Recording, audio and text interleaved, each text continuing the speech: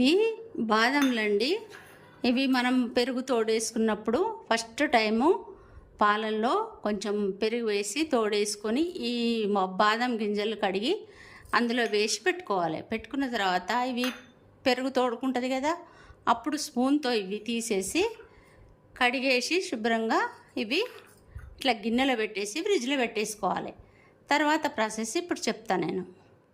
బాదాంలు మనం పెరుగులో వేసుకొని కడిగి తీసుకున్న బాదాం అండి ఇవి. ఈ 2 బాదాము ఈ గిన్నెలో తీసుకొని ఇప్పుడు మనము గోరువెచ్చగా చేసుకున్న పాలని ఇందులో పోసేసేసుకొని ఇవి తోడు పెట్టేసుకున్నట్టే. ఇప్పుడు మనం దీన్ని మూత పెట్టేసి ఉంచేస్తే ఒక 4-5 గంటలలో ఇది పెరుగు అయిపోతుంది. మనం దీనిలో పెరుగు తోడు వేయనవసరం లేదు. ఈ బాదాం తోటే పెరుగు తోడుకుంటుంది, చక్కగా ఉంటుంది, తీయగా కూడా ఉంటుంది. మనం ఎప్పుడు తోడు పెట్టుకున్నా కూడా ఇట్లా చేసుకుంటే బాగుంటుంది. ఈ బాదాం చిట్కా ఈ పెరుగులో వేసినవి ఇవి ఎప్పటికీ మనం స్టోర్ చేసుకొని ఉంచుకున్నా కూడా ఎవరిని తోడు అడిగే అవసరం ఉండదండి. అది ఇప్పుడు ఈ పెరుగు తోడుకుందో మూత తీసి చూద్దాము. చక్కగా తోడుకుందండి.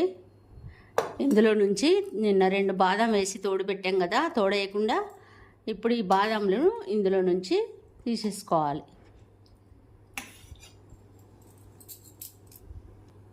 ఇప్పుడు ఈ బాదాంలు ఇందులో నుంచి తీసేసి ఒక గిన్నెలకు తీసుకొని ఇవి కడిగేసుకోవాలి. కడిగేసి మళ్ళీ మనం ఇవి కడిగేసి ఇవి ఫ్రిడ్జ్లో స్టోర్ చేసుకోవాలి. ఎప్పుడు తోడు పెట్టుకున్నా ఇవే 2 బాదాం వేసుకుంటే సరిపోతుంది, పెరుగు తోడు వేసుకోకుండా. అంతే అండి.